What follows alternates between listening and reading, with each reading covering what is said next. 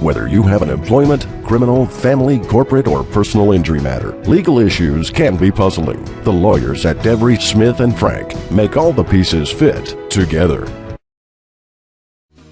Welcome back to Real Estate 101. I'm your host, Joe Tercera, and today we're going to continue our discussion on family law and talk a little bit about moving with children, and I'm pleased to be joined once again by John Schuman of Devry Smith Frank LLP. John, welcome back to the show. It's good to be back.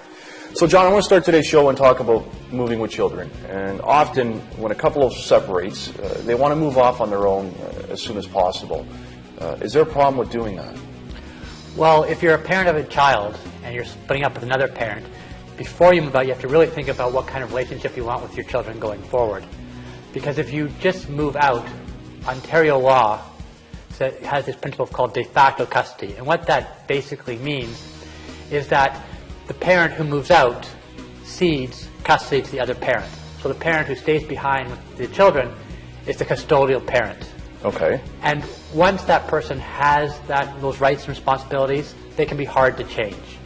So that's one of the reasons people stay together, even though they separated and their marriage or their relationship is over, is because they want to stay involved with their children's lives and they don't want to give up that role as a custodial parent. Right. Now, can one of the parents move out with the children in order to, I guess, obtain custody or primary custody of the kids? Well, you can, but whether it's a good idea is another question. Judges really don't like it when parents act unilaterally or do anything to deprive the other parent of the relationship with the children. So moving out with the children is going to have the other parent very rapidly going to court and saying, hey, I'm a parent too, and I want to be involved with these children's lives, and that parent moved out and is depriving me of my relationship with the children. And that is an argument that a lot of judges will listen to, and they'll be very concerned if a parent, unilaterally takes the children away. Is there any point in time when a parent can move out with the children? Well, a parent can move out on their own, take the children with them, when there's some danger, when there's domestic violence that either against the children or against the other parent. And there's an argument that can be made where the relationship in the house is so bad and the children are exposed to so much fighting that it's hurting the children. So in everybody's best scenario, I guess the moving out would be... That's right. And usually when you're at a place where a parent's moving out unilaterally, a Children's Aid Society is involved because there's so much conflict, or the children have been exposed to either physical or emotional conflict that's really harming them. That's when it's okay to move out. Now, when is it time for the parents to move into their new homes, and is there anything they need to consider? Well, before a parent moves into their new home, they want to have an agreement with the other parent as to what the parenting arrangements are going to be. And that usually involves having a parenting plan. Parenting plans are not that complicated. All they say is who's going to make the decisions for the children and where the children are going to live and when are they going to live there. So when are the children going to live with one parent, when is the child going to live with the other parent. And those are not too difficult to work out if the parents are able to get along at all. If they have real difficulty sorting it out, there are lots of professionals who are involved who can step in, social workers, psychologists, people who help parents develop parenting plans that can step in and sort out those issues so the parents can move out. And once that plan is in place, then there's no prejudice anymore, no legal prejudice to moving out because you've established in writing somewhere what your rights are. Some grounds, yeah. That's right. Okay, so let's say one of the parents wants to move far away from the other parent. What happens? Well, that's when you get into some problems and how far away it is makes a big difference. But when you have had two parents who have been always involved in the children's lives, and that's going to be more and more common, then one parent moving far away creates problems with the other parent seeing the children. Now, if you have a traditional sort of parenting relationship where there's one parent who is primarily responsible for the children and the other parent helps, then it's not as big an issue, because if the parent who is going to move far away is not the primary parent, then that parent has the responsibility to get themselves back to see the children as to whatever the agreement was. Right.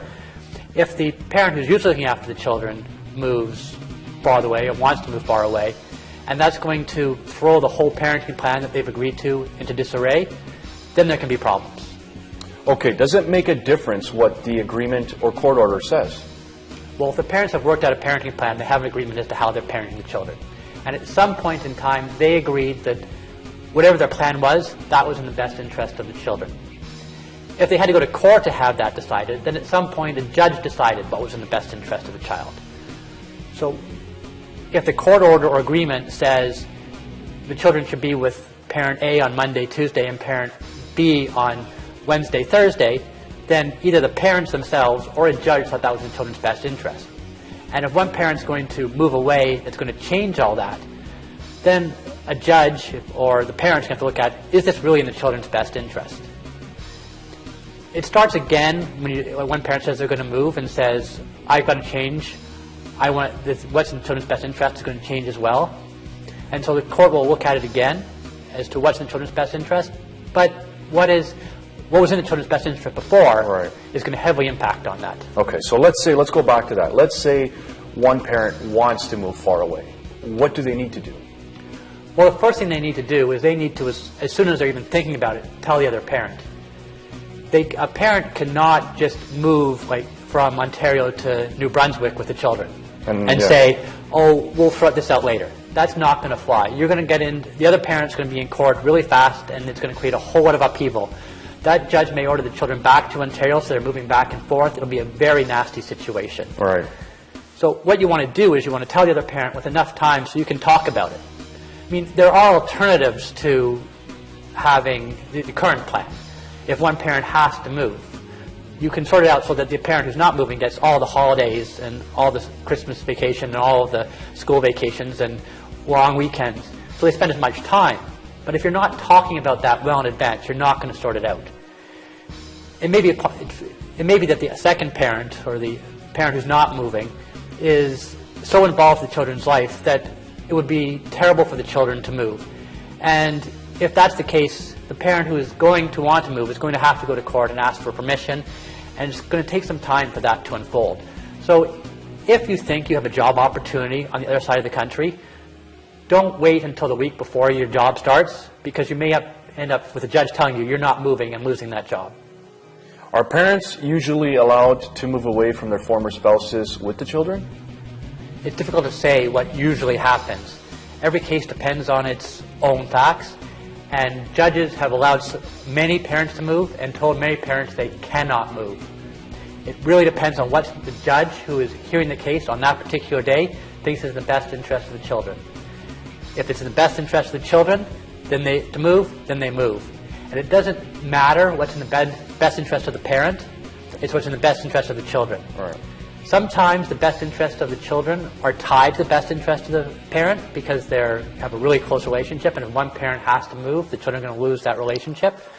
But that's the way the judge looks at it. What's best for the children, not what the other parent's reasons are for moving. All right. So for today's final question, what is, if any, a good reason for a parent to move away with kids?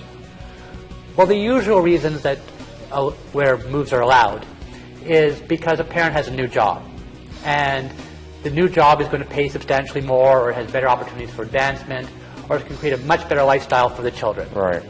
And when the parent is going to have that new job and they're going to be much happier in that new job, then the parent being happier usually means the children are going to be happier. So that's a good reason to move. Sometimes if the new parent is in a serious relationship and that their partner has a new job or their partner wants to move away, then the judge will allow the move. But in that case, it has to be a serious, committed relationship. It can't be someone that the parent met 2 weeks ago and thinks, oh, this is the love of my life, now I want to move away with them. Right. No, this has to be a permanent relationship, because it doesn't make any sense to expose children to relationships that are going to... Maybe temporary, especially the children are going to be moving around. And counterbalancing all of that is always how strong is the parent's relationship with the parent who is staying behind. And if the parent is staying behind has a really close relationship with the children and they do lots of things together, then the judge may say, you know, that relationship is so important, even though that new job is really good, I can't allow the move. So that's another big consideration when it comes to looking at the best interest of the children and whether to allow the move. Of course, if the parents are allowed to sort out a circumstances where both parents can have a good relationship with the children going forward, then the judge is going to allow the move, more likely. So if the move is not that far, or if the parents can say, well, instead of you having this time, I can give you all this other time in exchange, then the children won't miss out on their other parent, or hopefully won't miss out as much, and that may counterbalance allowing the move. All right, John. Thanks very much for coming on today's show. You brought a lot of good information. Okay, thanks. It was a pleasure. All right. If anybody has any more questions, they can get in contact with John Schuman at Devry Smith Frank LLP. Thanks for watching. I'm your host, Joe Tercera, and we'll see you next time.